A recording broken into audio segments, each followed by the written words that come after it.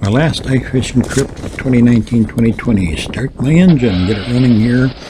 Got the engine going. We're going to be heading out to the lake. We go right from my yard down the side of a hill by my neighbor, and there we go. We're doing about 15 miles an hour. Not bad speed, works pretty good. Here's a shot of my sled behind me. I've got the floor sitting on top, holding everything down, tied down. And as we keep moving along, here we go, approaching the edge of the lake right now. We'll take a shot looking back at the house. There's a house back there that I live in.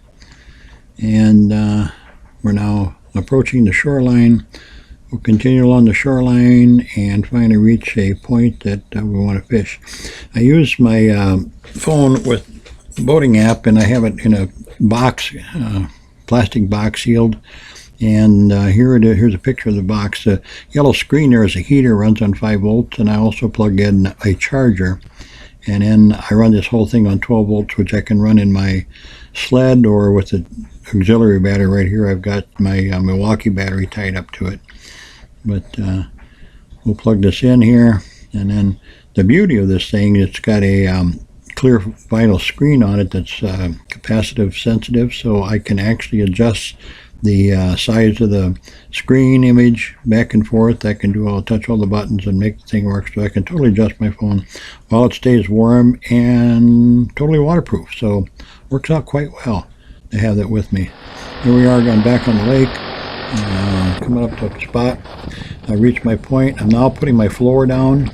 It's four 4x4 sheets held together with piano hinge. I got some holes drilled in there.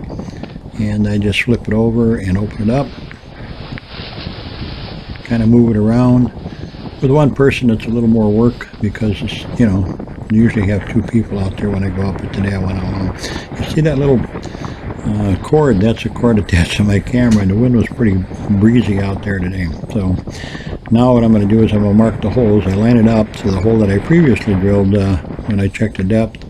And I just quickly mark the holes here just a little bit so I know where it's at. I don't want to get all that ice on top of the floor because otherwise I got to deal with it. And when I get this done, I'll flip the floor over and drill the holes out. I'm going to have a total of 3 holes plus the one there I'm drilling is only going to be partially down. I'm going to use that to put my minnow bucket in. And if I do happen to get some fish, I'll throw the fish in there and keep them cold.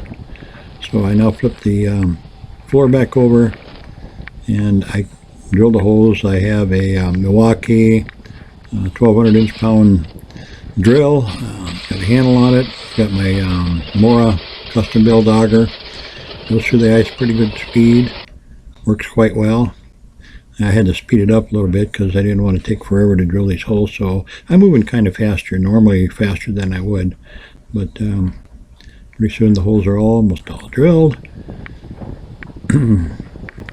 Bring it back, I'll take a shovel, and I clean the slush out of there. Any of the shavings that came up in the surface. And then when I get done, I'm going to slush my holes because the drill, the bottom of the drill, I have what I call a slusher propel blades on there. I run it in reverse, and it actually takes the slush and throws it about 18 inches away from the hole, so I never have any slush coming up when I'm fishing. When I do this, I'm very careful not to bring any water up in the lake because I don't want my floor to be sitting in water. So as you see, as I bring it up, a little water does come up, but not like most of the water that you see people bring these things up with the thing running at full speed and sucking half the lake out of the water. So I've got my holes totally slushed. There's no ice at all in there, and don't even have to clean them out after I get done. So the thing works pretty good. And so everything's all in one drill auger, which works out quite well. Okay, now I'll just go around and I'll pick up my Eskimo, set it down there, flip the floor over, and set my Eskimo up. Because I'm alone and it's a little windy, it's a little bit of a struggle getting this thing. This thing's pretty big, but when you get older, things are a little tougher to do. So, and I don't kick it to line up the holes, make sure everybody's lined up, and I'll drag the thing, my fish house on top of it.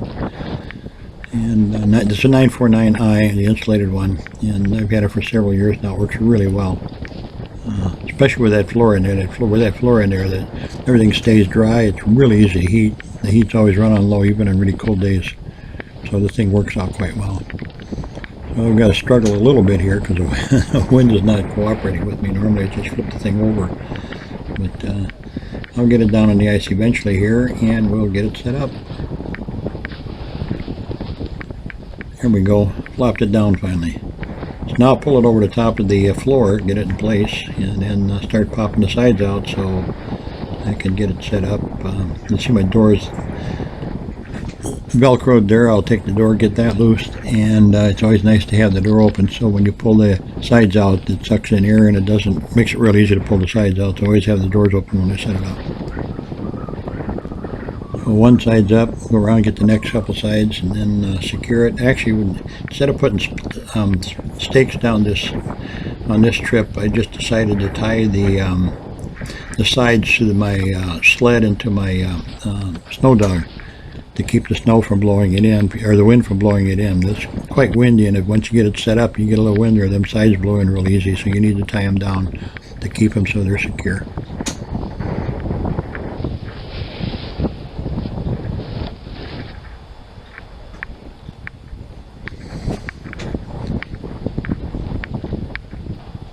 I got all four sides popped out. I'll do the center when I go on the inside of it, but right now I'll go and tie the sides down, so I'll get that all tied down, and then here we have, there we have it set up and sitting next to my sled.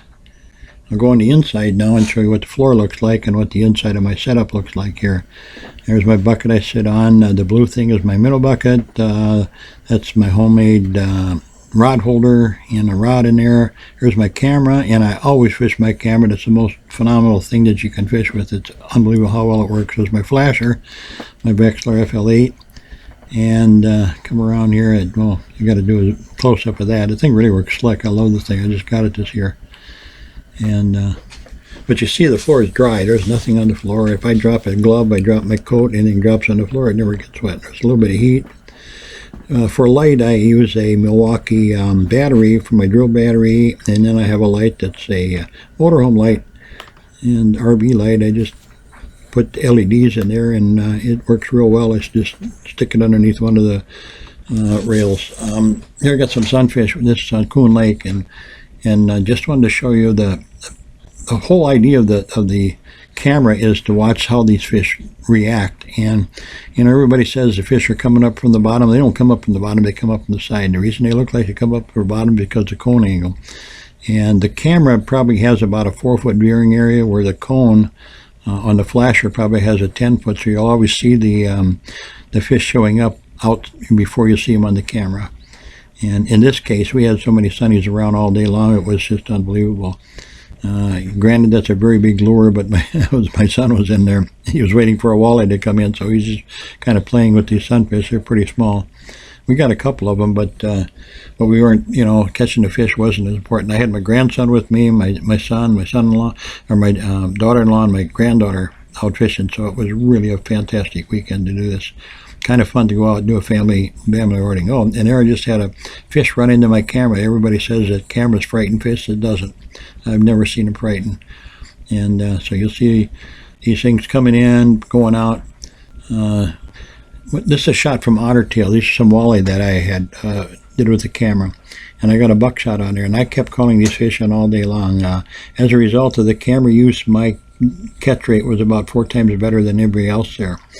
And what they'll do is they'll come up and they'll barely suck on the tail of that bait. And it might move the jig a little bit, but when it does, if you watch it on your flash, you'll set the hook, you're not going to get anything. So I would watch these things, and if they'd bite the tail, and the minute they suck it in, they usually almost instantly spit it out if they feel the hook. So the second they suck it in, I'd set the hook, and so basically sight fishing to catch these things, and it was a very effective way to catch fish. There's one coming right by the camera, and we got him to circle around here, come back in. I'm making noise with my buckshot, and so I bring him around. The darkness of this thing is there was like 2 feet of snow on the ice, and we were fishing in 27 feet of water, so 27 feet of water, so it was really dark down there. The camera usually is a lot brighter than that, but because of the darkness and the snow on it, it made it real dark on down below there. So, but the actual camera monitor was better than it is on this video. So we And I have a picture here of my grandson. He's got a nice perch that he picked up, and maybe, yeah, here he is. That's my grandson with a perch that he caught. He's pretty happy with that. And I go outside, and there's my house, and there's my son's Fairwheel Flip. He's sitting on the outside. His wife and my granddaughter are sitting on the inside. What happened though, when I was loading my stuff up, I slipped and tripped on the ice, and I fell down and I smashed my wrist. So I was sitting out there with a sore wrist. I thought I sprained it. Unfortunately, it turned out, oh, here we go. We're leaving the ice now. So you see my machine, and it's running. It's loaded up. Going out of here. I'm pulling the sled. You get a side view of it. There I go, and heading towards the home. There it is again, going over the ice, and it's going to be a pretty good clip. And again, here we are heading towards shore. Like I said, I slipped and fell and landed on my wrist, and I happened to break it just on Tuesday, so it sort of ended my fishing for this year.